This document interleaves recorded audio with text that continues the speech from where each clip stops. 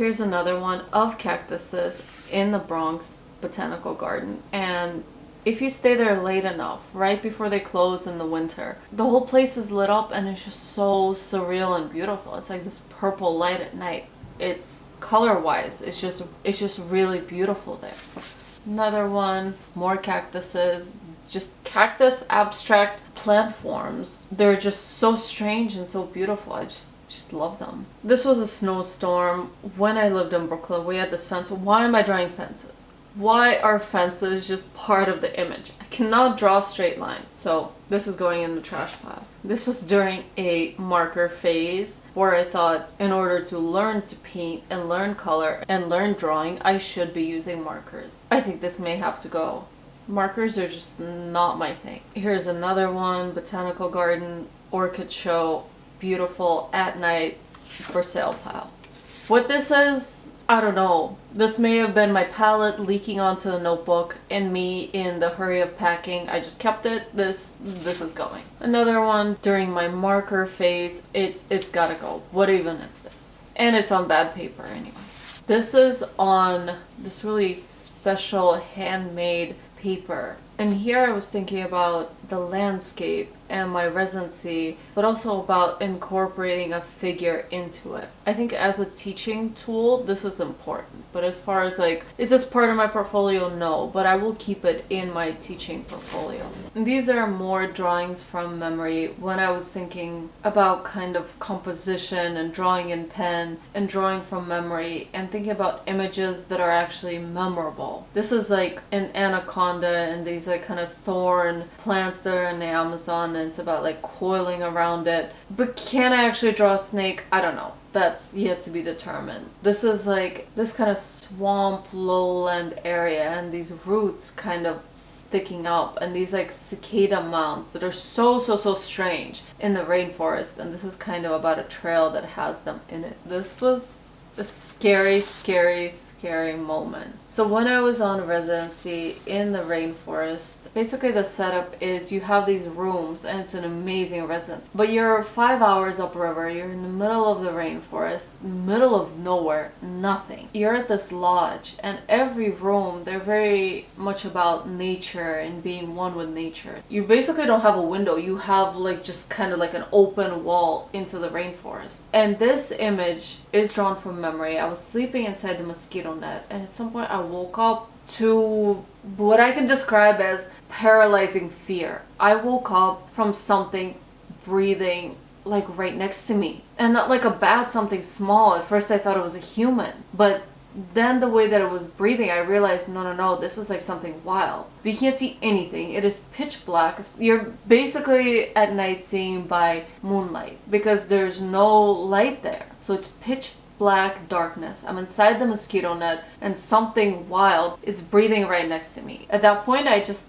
kind of thought, okay, this was it. And then time kind of stood still and you're kind of with this moment of complete darkness in nature, and it kind of shows you your place in the wild, how things in cities may be safe, but if you go out into the jungle far enough, you may just be prey for something else. And at the time, of course, my worst fear was thinking that this was a jaguar. But now looking back, kind of with logic and knowledge of nature, jaguars usually hunt at dusk and dawn. And this was like probably around 2 a.m. So what I'm thinking actually happened was it was probably a howler monkey or a spider monkey that came in looking for food. Because a lot of times they do go into these hotels at night. And if you have food with you, and I probably had a power bar, they are kind of scavenging around. At some point it got really silent. And all I heard was this giant thing just kind of leap back into the forest. And I just had this feeling of safety. And I got up and I looked around just to kind of make sure that my mind wasn't dreaming, that it wasn't playing tricks on me. And I looked at the wet prints and it was something giant and furry. Yeah, it was probably a howler monkey looking for food. So I'm keeping this just from a life diary visual experience. This was another one of my drawn from life kind of quick moment sketch. I was in Honduras in a like a rural village, and we were staying with this family, like family relatives, and there was kind of this matriarch, and there was a tree that had fallen the night before, and out of all the people, she was the one chopping it down. Was in a nightgown at 6 a.m. in the morning, just peacefully, you know, chopping down a tree that fell during the rainstorm with a machete. And in that moment, I kind of saw, it was not her, but I saw my great grandma in that whole scenario. It just felt so homey to me. So while she was chopping down this palm tree, I just got my markers out and I just sketched this family kind of all together. So this is staying. Let's see what this is. This I drew from a picture, and I think you can tell the difference when I work from life, how it's just kind of like all over and is just alive, versus working from a photograph. This was drawn from a photograph of Chinatown. I was really looking at the colors, how something could be so synthetically lit by one color and then have another area that could just be a total other different color. But the figure here is a fail. Why are there trash bags? It's cropped in a weird way. This has got to go. Another drawing from life in marker at Art Students League. This can stay for teaching purposes. Now this series of drawings is very odd now, looking back on it. And let me explain why I say that. During my learning how to paint journey, I had some time right after I finished my bachelor's degree in painting. I had maybe 6 years before I started my master's degree, where I was just kind of preparing my portfolio. So I didn't have a steady job. So I was doing these odd jobs in the city. And one of them was helping out an industrial design firm and also doing scenic painting. What scenic painting is, it's actually pretty lucrative as a side job if you're a painter. You're basically painting these giant backdrops for, I don't know, who do we work for? For Macy's. They have a fashion campaign and like a backdrop for one of their store displays. And you just have to go on site or even in a warehouse somewhere nearby, and you're just painting these giant projects. And it's usually late at night. They do pay really well, but this was not fun. So this stays. So if anything, I'm keeping this painting just as a reminder to self, never go back to what you were doing when you were 23. And this is another one that I painted during this time, just kind of in the back with all these display elements. I think this was actually another job. We were downtown and we were doing this, again through the design firm, we were doing this landscape design.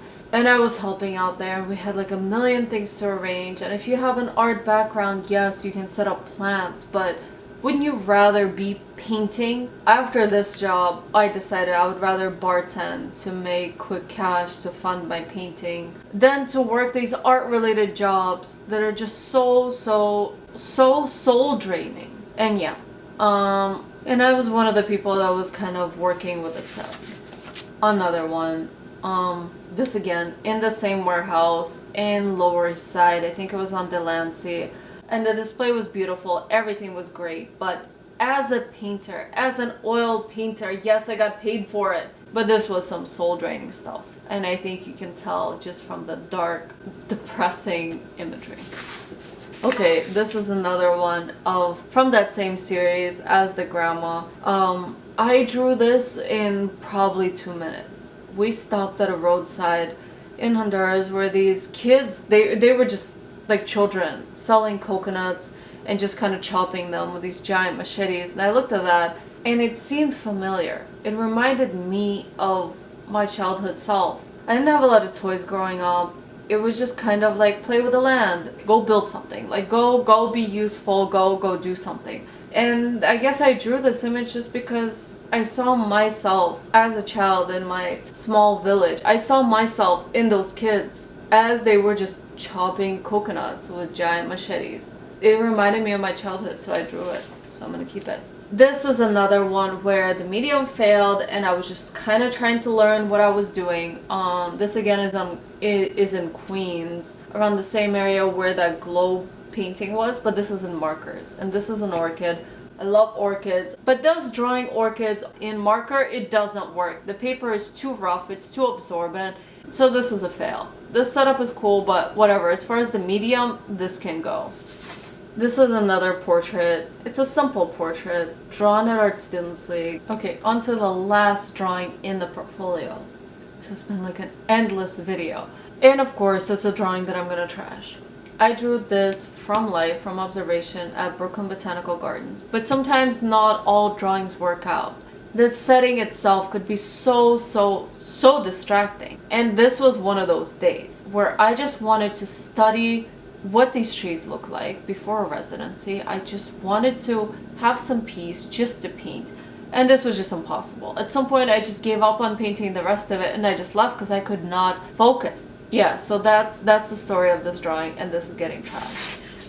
So here are all the drawings and paintings that I'm not gonna keep because they are just not at the same level of the rest of my work. They're either studies or a bad painting day or just scraps, or I don't know what I was doing, or bad materials, and it's okay to throw these kind of works away. But also I think that with time will really help you decide what to keep in your portfolio and what to throw out, because some of these things have no place in my archive. And this is really important to talk about when it comes to painting, serious painting, and I feel like no one's really talking about this.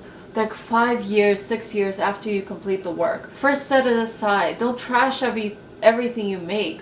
If I trashed half this stuff when I first painted it, I wouldn't have works to sell, progression in my portfolio, or teaching material. But I think it is important with time to get distance on your work and to throw out whatever is just cluttering the space. Like I couldn't use any of these paintings for teaching materials. They mean nothing within my thesis and kind of my artist statement. As far as mediums, not the best. Or maybe they were just painted on a bad painting day. So this gets trashed. So basically all that's left in this folder, all of this stays here. This is basically half of what I had in this folder. And this is why I think that's so important to not just have these endless full archives of work and studies. It's really important for a professional artist to go through their art stash and kind of see what they can sell, what is trash, what is really meaningful to them conceptually, and what are really important kind of first tries at a new series, at a new idea, and what are things that you can just get rid of. Like with years, you will know what is junk.